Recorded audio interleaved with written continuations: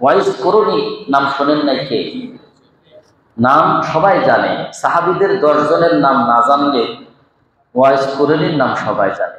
কারণ আমাদের দেশে সুফিবাদীর প্রতি আকর্ষণ বেশি মানুষের, অর্থাৎ পীর বুজুর্গ এদের প্রতি আকর্ষণ বেশি, ঠিক না? সেটার ভিতরে সঠিক ইসলাম থাক আর না থাক, পীর নাম দেয়া আছে কিনা এটার প্রতি একটা টান হয়ে যায় মানুষের।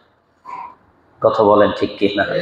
প্রিয় ভাইরা আমার, তো এখানে ওয়াইস করণী রহমাতুল্লাহ আলাইহি উনি কয়টা দাঁত ভাঙছিলেন বলেন? 32টা না?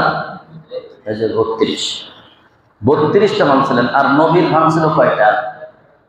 হ্যাঁ, একটা। আর ওই ঘটনা শুনে ওয়াইস করণী ভাঙলেন কয়টা? সব। আল্লাহু আকবার। দেখছেন?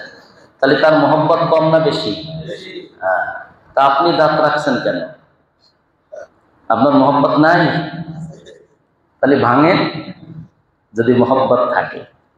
কারো মহব্বতে নিজের গায়ে আঘাত করে নিজের অঙ্গ হানি করা ইসলামের কোন বিধানে, শরীয়তের কোন হুকুমে জায়েজ আছে?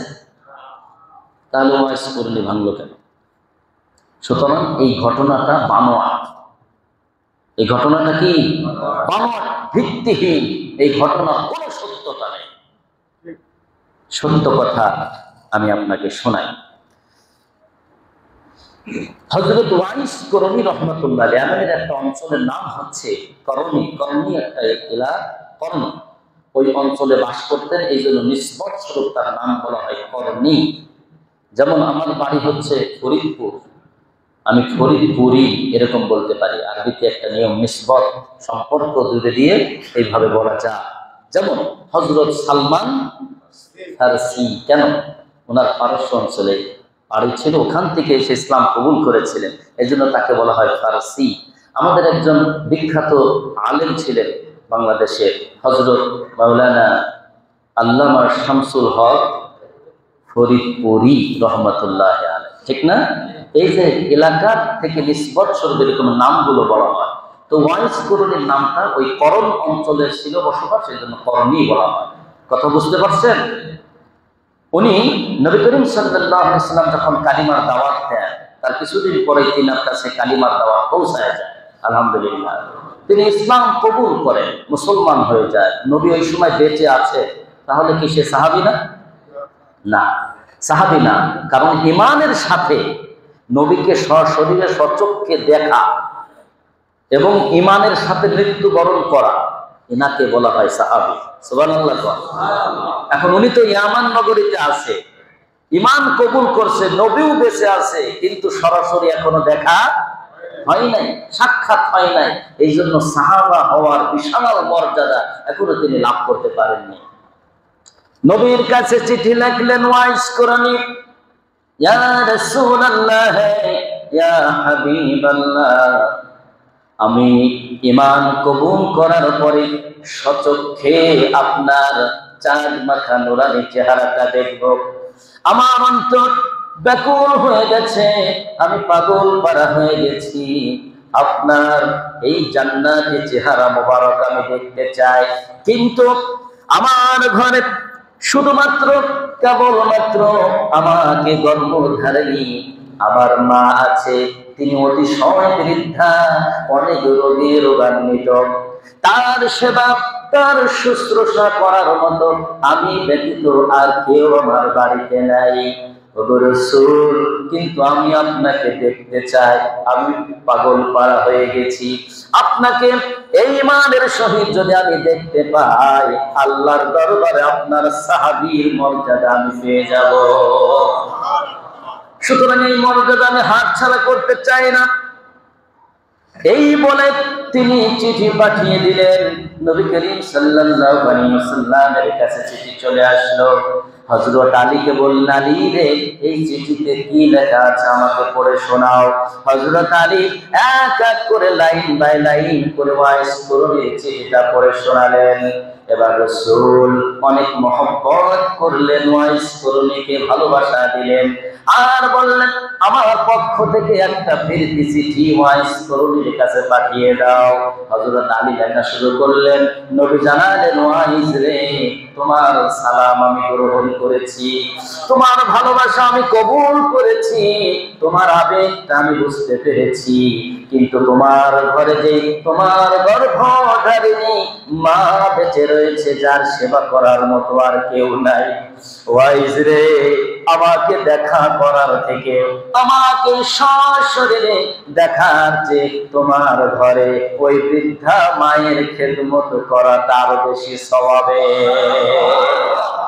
ওয়াইজ রে, তোমার মা যেদিন সুস্থ হয়ে যাবে, কিংবা যদি তোমার মা পৃথিবীতে যদি না থাকে, ওই সময় আল্লাহ পাক যদি আমাকে দুনিয়ায় বাঁচিয়ে রাখেন, ওয়াইস তুমি এসো, তোমার সাথে আমার মোলাকাত হবে। সুবহানাল্লাহ। নবীর চিঠি পেয়ে গেলেন ওয়াইস, অর্ডার শুনলেন, একাগ্র চিত্তে মায়ের সেবার খেদমত করতে থাকলেন। সাহাবী হওয়ার এখনো মর্যাদা লাভ করতে পারলেন না, নবীকে দেখতে পারলেন না, কিন্তু নবী অর্ডার দিয়েছেন মার সেবা করে যাও। নবীর কথা মতো তিনি সেবা করতে লাগলেন। কিছুদিন পরে পৃথিবী থেকে নবী চলে গেলেন। নবীর সাক্ষাৎ ওয়াইস আর হলো না, মুলাকাত হলো না। মৃত্যুর আগে নবী আমার ডাক দিচ্ছেন, ও মালিক, আবু বকর আর ওমর, তোমরা কোথায়? আমার কাছে আসো। ওই করুণ অঞ্চল থেকে আমার কাছে একজন চিঠি পাঠিয়েছিল আমার ওয়াইস। আমাকে হয়তো সে আর দেখতে পাবে না, কিন্তু সে যখন আসবে মদিনায়, আমি রাসূল তোমাদেরকে বলে দিলাম, তার কাছে তোমরা সবার জন্য এবং নিজেদের জন্য দোয়া চাইবা। সুবহানাল্লাহ, জোরে বলেন নাই? দোয়া চাইতে বললেন কাদেরকে? হযরত আবু বকর, হযরত ওমর, আলী, উসমান, তাদেরকে বললেন তোমরা নিজেদের জন্য এবং সবার জন্য তাকে দোয়া করতে বলবা, কারণ আমার ওয়াইস যখন হাত তুলবে আমার আল্লাহ তার হাত ফেরত দিবে না।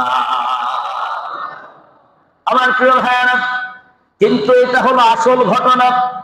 আর আমরা শুনেছি এই ওয়াইস করুণীর কাছে জুব্বা মুবারক পাঠায়। জুব্বা মুবারক পাঠানোর পরে ওয়াইস করুণীর কাছে যখন হযরত আলী জুব্বা দেয়, তখন বলে, তুমি কে? আমি নবীর সাহাবী হযরত আলী। বলছে, মানি না। কেন মানো না? কেন মানো না? আমি আলী, নবীর সাহাবী। বলছে, দেখো আমার দাঁত নবীর উহুদের প্রান্তরে দান্দান মুবারক শহীদ হলো, সেই ঘটনা শোনার পরে আমার গালের মধ্যে একটা দাঁতও বাকি রাখি নাই।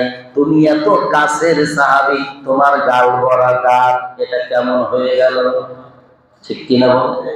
এটা হলো আমরা শুনি, কিন্তু বাস্তব ঘটনা আমি এইটুকু পূর্বে যেটা বললাম এটা হলো বাস্তব ঘটনা। আলী, ওমর, যখন আমার ওয়াইস আসবে সবার জন্য দোয়া করতে বলবা, নিজেরাও তো করবা, কারণ সে মুস্তাজাবুদ দাওয়াত, হাত উঠানো দেরি আছে, দোয়া কবুল হতে দেরি না। সুবহানাল্লাহ। এই পর্যায়ে যেতে গেলে তার কি আমল করা লেগেছে না লাগে নাই? নবীর কথা শুনলেন। ঘরের মধ্যে একজন বৃদ্ধা মা ছিল, এর মার খেদমত করে নাই? মার খেদমত করে আল্লাহ তাআলার দরবারে কি আল্লাহর ওলি হয়ে গেছে। সুবহানাল্লাহ।